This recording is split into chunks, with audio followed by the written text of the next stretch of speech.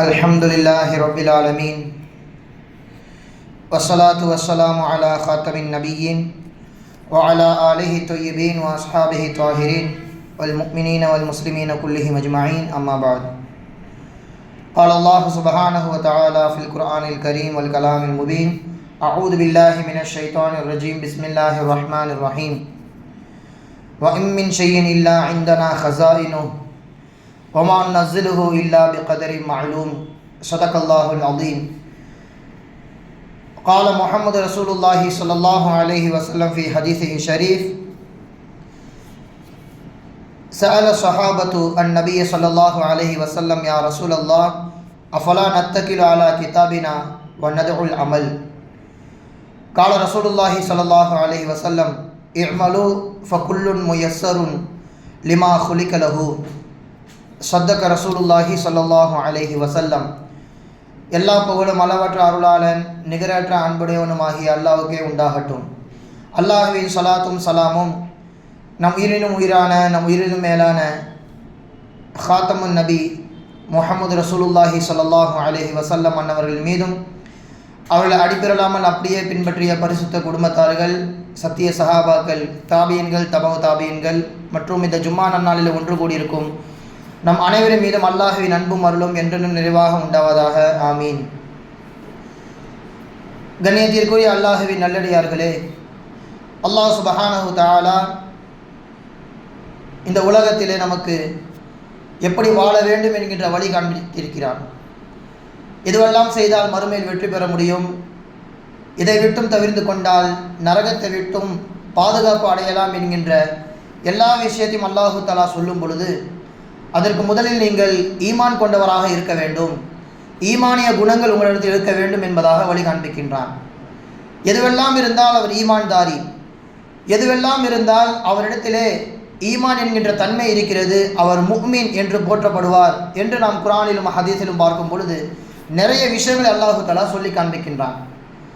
ஆமன ரசூலு பிமா உன்சில இலைஹி மிர் ரப்பிஹி வல் முஃமினூன் குல்லுன் ஆமன பில்லாஹி வ மலாயிகத்திஹி வ குத்துபிஹி வ ருசுலிஹி.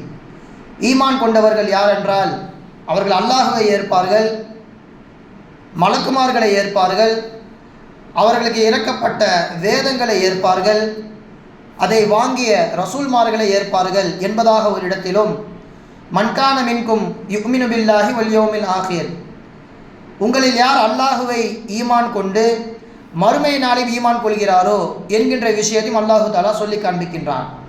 எனவே அல்லாஹுவை ஏற்க வேண்டும், மலக்குமார்களை ஏற்க வேண்டும், வேதங்களை ஏற்க வேண்டும், ரசூல்மார்களை நபிமார்களை ஏற்க வேண்டும், மறுமை நாளை ஏற்க வேண்டும். அப்படியே ஹதீஸிலே நாம் பார்த்தால் இன்னும் கூடுதலாக அல்லாஹு தஆலா சில நம்பிக்கைகளை நாம் வைத்துக்கொள்ள வேண்டும் என்பதாக சொல்லி காண்பிக்கின்றான். ஹஸ்ரத் ஜிப்ரீல் அலைஹிஸ்ஸலாம் அவர்கள் மனித ரூபத்திலே வருகிறார்கள்.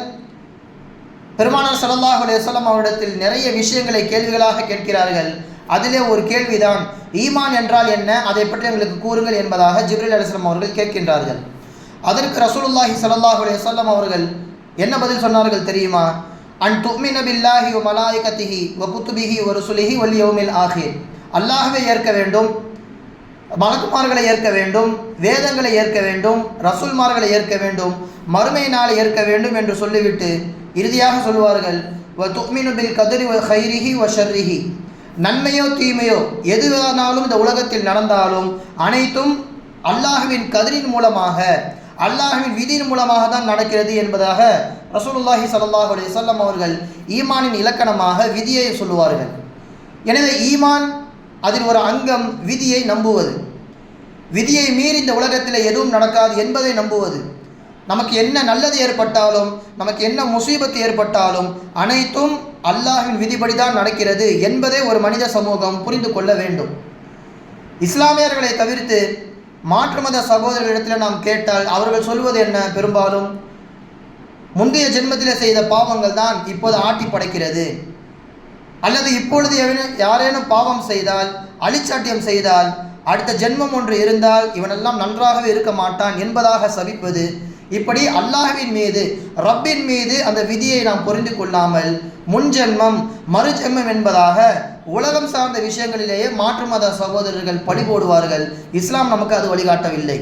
மறுஜென்மம் என்பது ஒன்று கிடையாது, அது மறுமை வாழ்வு மட்டும்தான். முன்ஜென்மம் என்பது ஒன்று கிடையாது. இந்த உலகத்தில் நாம் பிறந்தது தான் முதல் தடவை. எனவே வாழ்கின்ற அந்த நாட்களிலே நாம் செய்கின்ற நல்ல அமல்கள் விதியின்படி நடக்கிறது. நாம் செய்கின்ற கெட்ட அமல்கள் அல்லது நாம் நாசமாகவே போனாலும் அதுவும் விதிப்படி தான் நடக்கிறது. ஆனாலும் அதை நாம் எப்படி கையாள்வது என்பதை குறித்து இஸ்லாம் நமக்கு மிக தெளிவாக சொல்லி காண்பிக்கிறது. நான் பாவம் செய்கின்றேன் அல்லது நான் தொழுகாமல் இருக்கிறேன், எனவே அல்லாஹ் நாடியதால் தான் நான் இருக்கிறேன் என்பதாக சொல்லக்கூடாது. இது மார்க்கம் முற்றிலுமாக தடுக்கிறது.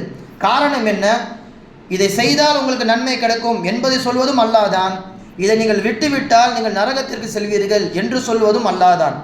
இரண்டு விதமான வாய்ப்பு நமக்கு மத்தியில் இருக்கிறது. எதை தேர்ந்தெடுத்து நாம் நடக்க வேண்டும் என்பது அல்லாஹ் நம் கையிலே கொடுத்து விட்டான். சூரத்துல் பலதில் அல்லாஹு தஆலா சொல்லுவான், அலம் நஜஅல் லஹு ஐனைன் வ லிசானன் வ ஷஃபதைன் வ ஹதைனாஹு நஜ்தைன்.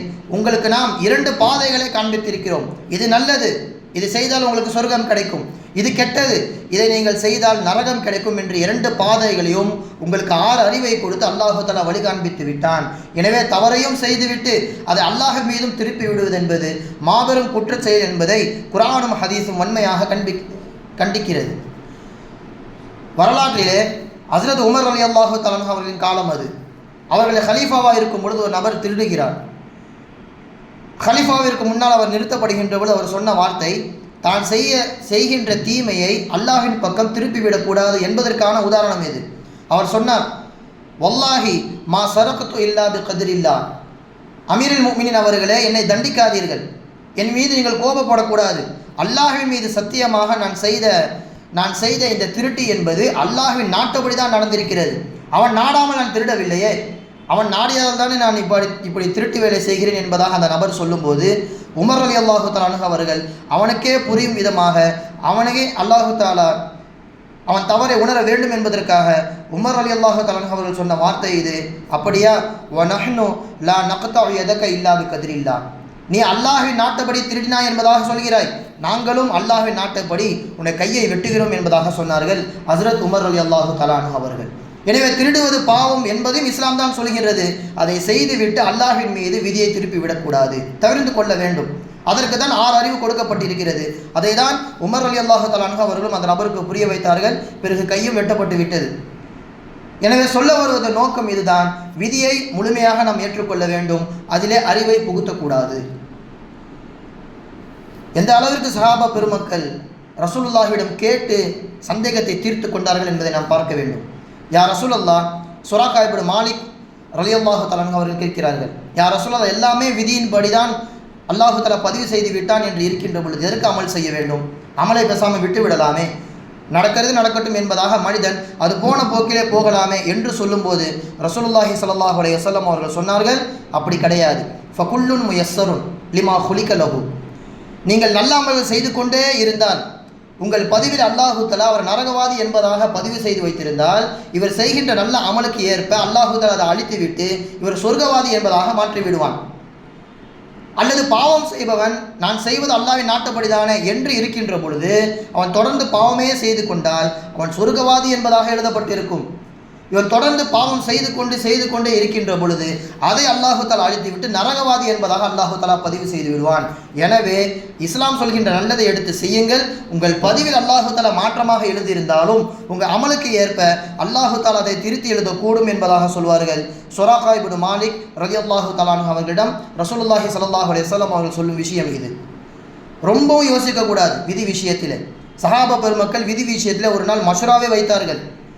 விதி என்ன, விதியால் நமக்கு என்னென்ன மாற்றங்கள் எல்லாம் நிகழ்கிறது என்று சஹாபா பெருமக்கள் பேசிக் கொண்டிருக்கிற பொழுது அந்த பக்கமாக வந்த ரசூலுல்லாஹி ஸல்லல்லாஹு அலைஹி வஸல்லம், இதா துக்கிரல் கதுரு ஃபஅம்சிகு, விதியை குறித்து பேசாதீர்கள், தடுத்து கொள்ளுங்கள். விதியை குறித்து பேசவே வேண்டாம், அதை நீங்கள் முற்றிலுமாக தவிர்த்து விடுங்கள் என்பதாக ரசூலுல்லாஹி ஸல்லல்லாஹு அலைஹி வஸல்லம் அவர்கள் அதை யோசிப்பதையே தடை செய்திருக்கிறார்கள். காரணம், எல்லாமே அல்லாஹ் தானே, நான் குஃப்ரில் இருப்பதும் அல்லாஹ் தான் என்பதாக ஒரு மனிதன் முடிவுக்கு வந்து விடுவான். எனவே தான் விதியை குறித்து யாரும் யோசிக்க வேண்டாம், அல்லாஹ் உங்களுக்கு என்ன நல்வழி காண்பித்திருக்கிறானோ அதன்படியே நீங்கள் உலகத்திற்கு செல்லுங்கள், அதன்படியே நீங்கள் அமல் செய்யுங்கள் என்பதாக ரசூலுல்லாஹி ஸல்லல்லாஹு அலைஹி வஸல்லம் அவர்கள் வழி காண்பிக்கிறார்கள். இன்னும் ஒரு சமயத்தில் ஒரு ஜனாசா அடக்கப்படுகிறது. ரசூலுல்லாஹி ஸல்லல்லாஹு அலைஹி வஸல்லம் அவர்கள் ஒரு குச்சியை எடுத்து தரையிலே கோடு போட்டு சோகமாக இருக்கிறார்கள். அப்போ சஹாபா பெருமக்கள் கேட்டார்கள், யா ரசூலல்லாஹ், ஏன் சோகமாக இருக்கிறீர்கள்? இப்போது அடக்கப்பட்டிருப்பவர் ஒன்று சொர்க்கவாதியாக இருக்கலாம் அல்லது நரகவாதியாக இருக்கலாம். அவர் எந்த இடத்திற்கு செல்வாரோ எல்லாம் முடிவு செய்யப்பட்டு விட்டது என்று சொல்லும் பொழுது ஒரு சஹாபி கேட்டார், அஃபலா நத்தகிலு அலா கிதாபினா வ நதுல் அமல. அப்போ எல்லாம் முடிவு செய்யப்பட்டு விட்டது என்றால் நாங்களும் அப்படி இருந்து விடுகிறோமே, நாங்கள் ஏன் அமல் செய்ய வேண்டும்? சில நேரத்தில் அமலை விடலாம், சில நேரத்தில் அமல் செய்யலாம், எல்லாம் அல்லாஹ்வுடைய விதிதானே என்பதாக சஹாபா பெருமக்கள் கேட்கும் பொழுது, இழ்மலு, அப்படியெல்லாம் செய்யாதீர்கள், தொடர்ந்து நல்லமல் செய்து கொண்டே இருங்கள். ஃபகுல்லுன் முயஸ்ஸருன் லிமா குலிக லஹு. இப்போ ஆரம்பத்திலே சொன்னதை போன்று உங்களுக்காக ஒன்று அல்லாஹு தஆலா எழுதி வைத்திருப்பான். இங்கே நீங்கள் நல்லமல் செய்ய செய்ய அல்லாஹு தஆலா அதை மாற்றி அமைப்பான். அம்மா மன்கான மின் அஹ்லி சஆதா ஃபயுஸ்ஸரு லி அமலி சஆதா. அவர் நல்லவராக பதிவில் அவரை குறித்து எழுதப்பட்டிருந்தது என்றால் அவர் நல்லவராக உலகத்திலே நீடிப்பார். அதுவே மறுபக்கம் அம்மா மன்கான மின் அஹ்லி ஷகாஇ ஃபயுஸ்ஸரு லி அமலி ஷகாஇ. அவர் கெட்டவர் என்பதாக லவ்வுல் மஹ்ஃபூலில் எழுதப்பட்டிருந்தால் தொடர்ந்து அதை குறித்த கெட்ட விஷயத்தை தான் உலகத்திலே செய்து கொண்டிருப்பார் என்று சொல்லிவிட்டு ஒரு வசனத்தை ஓதி காண்பித்தார்கள். ஃபஅம்மா மன் ஆத்தா வத்தகா வஸத்தக பில் ஹுஸ்னா ஃபஸனுயஸ்ஸிருஹு லில் யுஸ்ரா. யார் தான தர்மங்கள் செய்து அல்லாஹ்வை அஞ்சி நல்ல விஷயத்தை செய்து பேசுகிறாரோ அப்படிப்பட்டவருக்கு அதன் வழிகளை நாம் திறந்து விடுவோம் என்பதாக அல்லாஹு தஆலா சொல்லியிருக்கிறானே. எனவே நீங்கள் அமல்களை விட்டு விடாதீர்கள், எந்த நல்ல அமல் உங்களுக்கு இஸ்லாம் சொல்கிறதோ அதை தொடர்ந்து செய்து கொண்டே இருங்கள் என்று ரசூலுல்லாஹி ஸல்லல்லாஹு அலைஹி வஸல்லம் அவர்கள் விதியை குறித்த கேள்விக்கு அழகாக பதில் கொடுத்தார்கள். அப்போ அந்த விதியை நாம் எப்படி புரிந்து கொள்ள வேண்டும்? ஒரு முசீபத்து நடக்கிறது என்றால் அது நடக்காமல் இருப்பதற்கான வழியை இஸ்லாம் சொல்லியிருக்கும். ஒரு சஹாபி மஸ்ஜித் நபவிக்கு வருகிறார், வந்து ஒட்டகத்தை அப்படியே விட்டு உள்ள தொழுகைக்கு வந்து விடுகிறார். அந்த சமயத்திலே ரசூலுல்லாஹி ஸல்லல்லாஹு அலைஹி வஸல்லம் அவர்கள் ஒட்டகத்தில் வந்தீர்களே, அதை கட்டி போடவில்லையா என்பதாக கேட்கிறார்கள். யா ரசூலல்லாஹ், நான் அல்லாஹ்வின் மீது நம்பிக்கை வைத்திருக்கிறேன், அவன் என்னுடைய ஒட்டகத்தை பார்த்து கொள்வான், அதற்கு எதுவும் நடக்காது என்பதாக அவர் சொல்ல, அப்படி சொல்லாதீர்கள், உங்களுக்கான பாதுகாப்பை நீங்கள் உறுதி செய்துவிட்டு அல்லாஹ்வின் மீது நம்பிக்கை வைக்க வேண்டும்.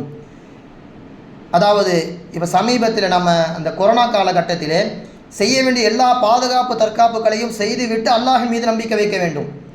எதுவுமே செய்யாமல் நாம் வெளியே சென்று விட்டு அல்லது மாஸ்க் போடாமல் இப்படியெல்லாம் இருந்துவிட்டு நம் அல்லாஹ்வின் மீது குற்றம் சொல்வது என்பது எந்த விதத்திலும் நியாயம் கிடையாது. உதாரணத்திற்கு போர்க்களத்தில் ஸல்லல்லாஹு அலைஹி வஸல்லம் அவர்கள் சென்றால் வெற்றி கிடைக்கும் என்பது நிச்சயம். ஆனால் போர் உடைகளை ஏன் உடுத்த வேண்டும்? ஆயுதங்களை ஏன் எடுத்து செல்ல வேண்டும்? அதுவெல்லாம் தற்காப்பு கலைகள். அல்லாஹ் நமக்கு வெற்றி கொடுப்பான், அல்லாஹ் நம்மை பாதுகாப்பான் என்று ரசூலுல்லாஹி ஸல்லல்லாஹு அலைஹி வஸல்லம் அவர்கள் முன் தயாரிப்பு இல்லாமல் செல்வது கிடையாது. அதே மாதிரி தான் அந்த சஹாபியை நோக்கி சொன்னார்கள், அப்படி சொல்லாதீங்க, ஒட்டகத்தை அப்படி தான் நீங்கள் அவிழ்த்து விடக்கூடாது, அதை கட்டி போட்டு விட்டு அதற்கு பிறகு நீங்கள் அல்லாஹ்வின் மீது நம்பிக்கை வைக்க வேண்டும். இதுதான் உண்மையான தவக்குல், இதுதான் உண்மையான விதியை புரிந்து கொள்ளக்கூடிய விஷயம் என்பதாக ரசூலுல்லாஹி ஸல்லல்லாஹு அலைஹி வஸல்லம் அவர்கள் சொல்லி காண்பிப்பார்கள். அப்போ இதுவெல்லாம் விதியை குறித்த சுற்றி உள்ள எல்லா விஷயங்களையும் எப்படியெல்லாம் புரிந்து கொள்ள வேண்டும், விதியை எப்படி அணுக வேண்டும் என்பதை குறித்து ரசூலுல்லாஹி ஸல்லல்லாஹு அலைஹி வஸல்லம் அவர்கள் சொல்கின்ற விஷயங்கள் இது. ஒரு கட்டத்தில் மனிதன் எல்லா விஷயத்திலும் விதியை புரிந்து கொள்வான்.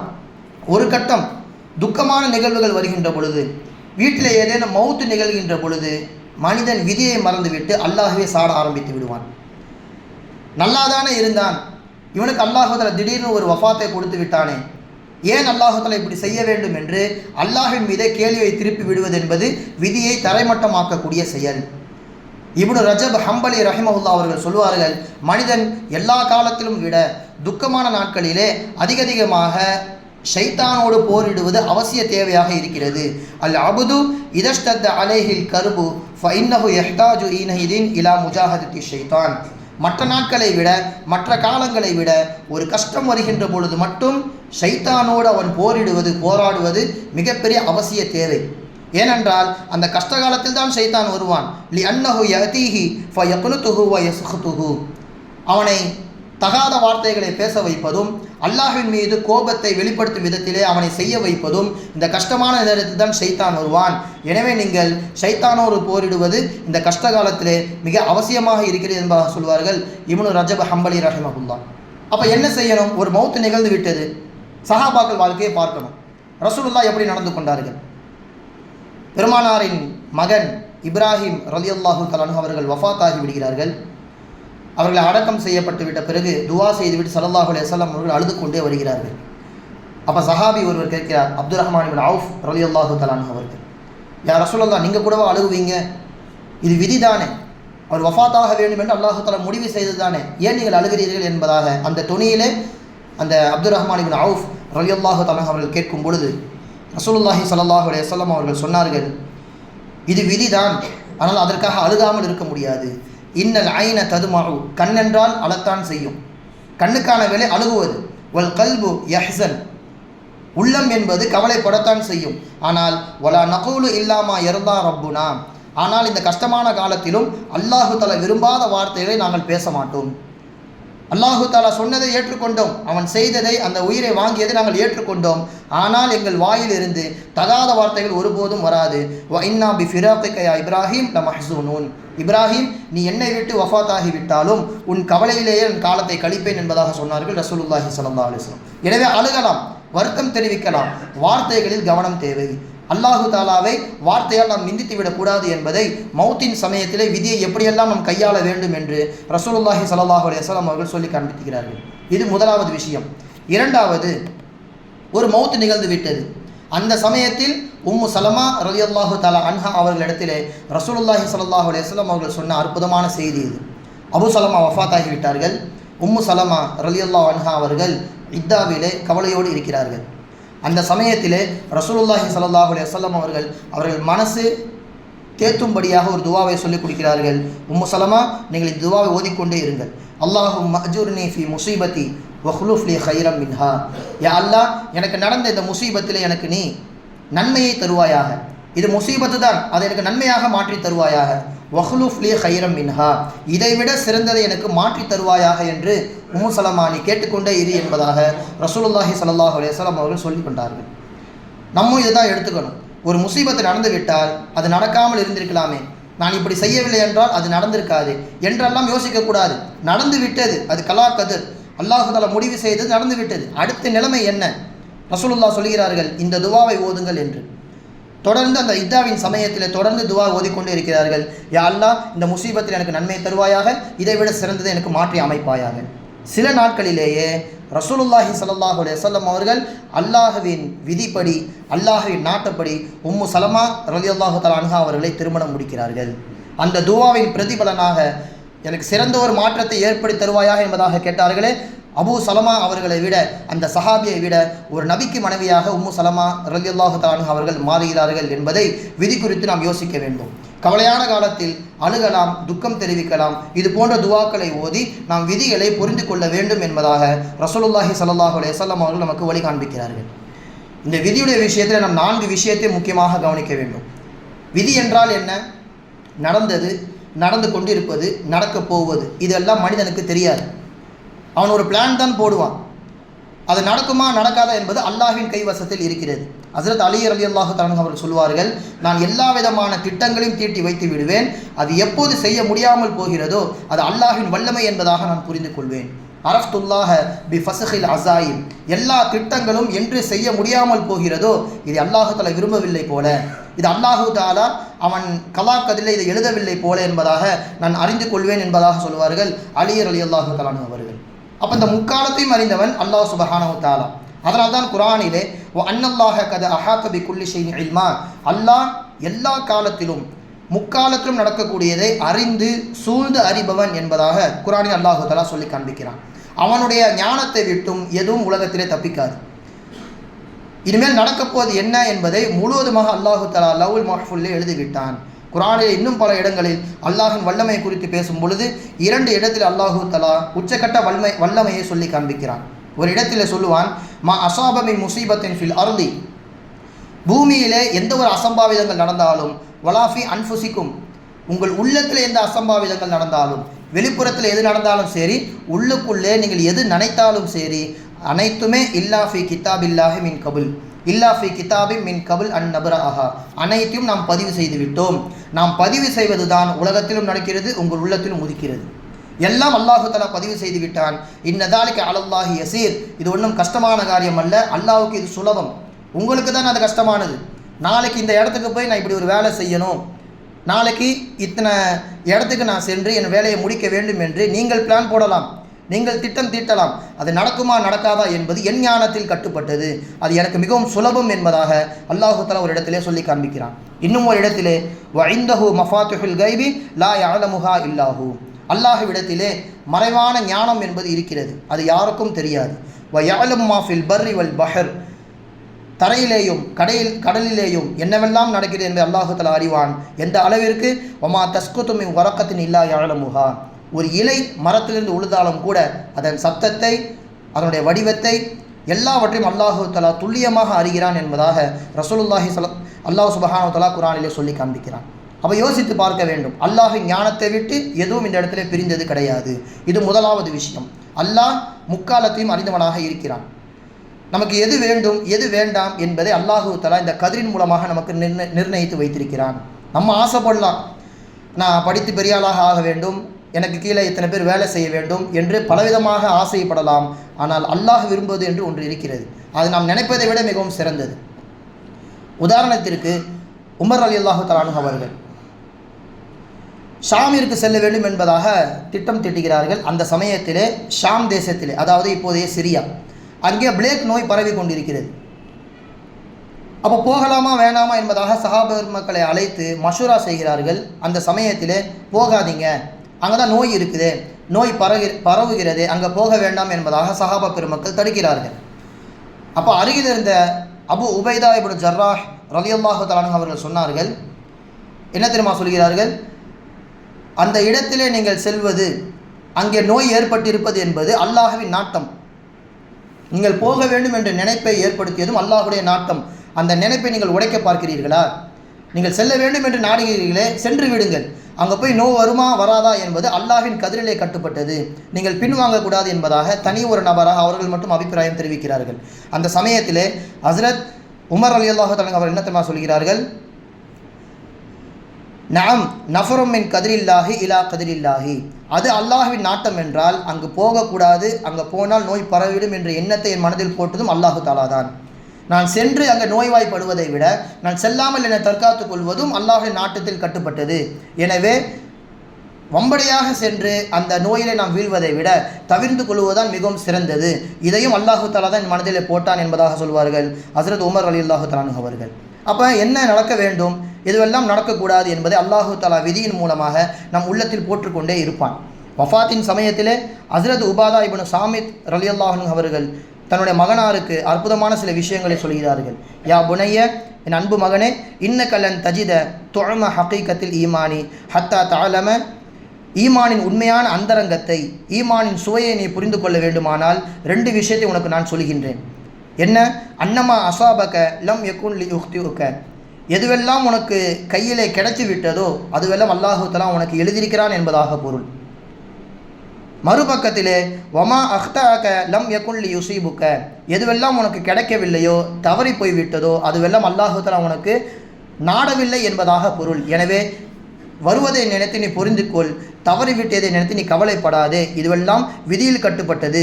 நான் ரசூலுல்லாஹி ஸல்லல்லாஹு அலைஹி வஸல்லம் அவரிடத்திலே கேட்டிருக்கிறேன், இன்ன அவ்வளமா ஹலக்குல்லாஹு அல் கலம, அல்லாஹு தஆலா முதலாக படைத்தது பேனாவைத்தான். ஃபகால லஹு, அந்த பேனாவை நோக்கி சொன்னான், உக்துபு, நீ எழுது என்பதாக சொன்னான். அப்போ அந்த பேனா கேட்டதாம், யா ரப்பு வமாதா அக்துபு, நான் என்ன எழுதுவது, எனக்கு கட்டளை இடு என்பதாக அந்த பேனா கேட்க, உக்துபு மகாதீர குல்லி ஷைஇன் ஹத்தா தகும ஸாஆ, கியாமத் நாள் வரைக்கும் என்னவெல்லாம் நிகழுமோ நடக்க இருக்குமோ எல்லாவற்றையும் நீ எழுதிவிடு என்பதாக வானம் பூமி படைப்பதற்கு முன்பாகவே சில ஹதீஸுகளில் 50,000 வருடங்கள் என்பதாக வருகிறது.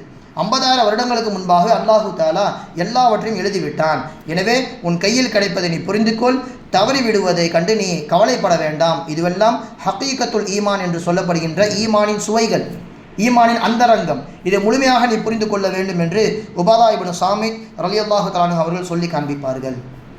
எனவே இதுவரைக்கும் சொன்ன எல்லா விஷயங்களும் விதியை குறித்த பார்வை. இஸ்லாம் நமக்கு தெளிவாக சொல்கிறது, விதி விஷயத்தில் நீங்கள் மிகவும் யோசிக்காதீர்கள்.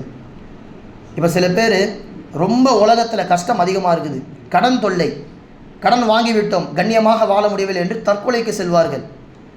அவர்கள் சில நிலைப்பாடும் இதுவாகத்தான் இருக்கிறது. அந்த காலத்தில் சிலர் அப்படி இருந்தார்கள்.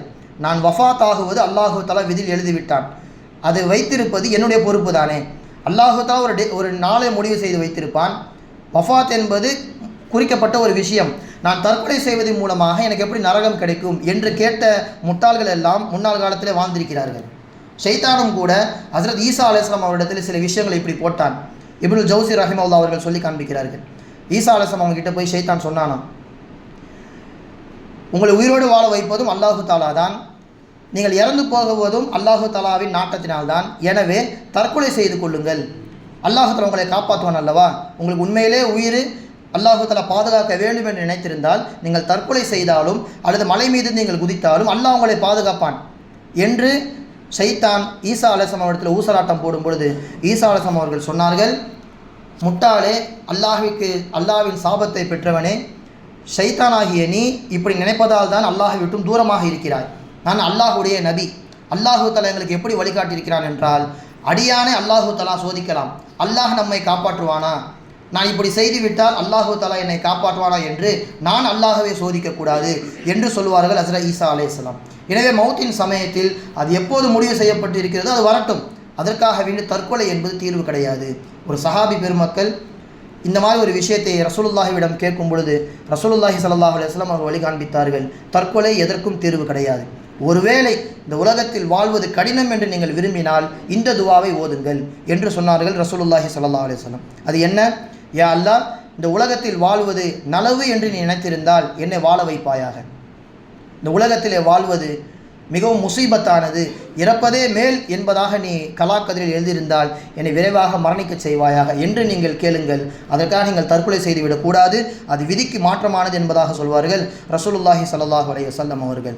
எனவே கண்ணியத்திற்குரியவர்களே, விதியின் விஷயத்திலே மிகவும் கவனமாக இருக்க வேண்டும்.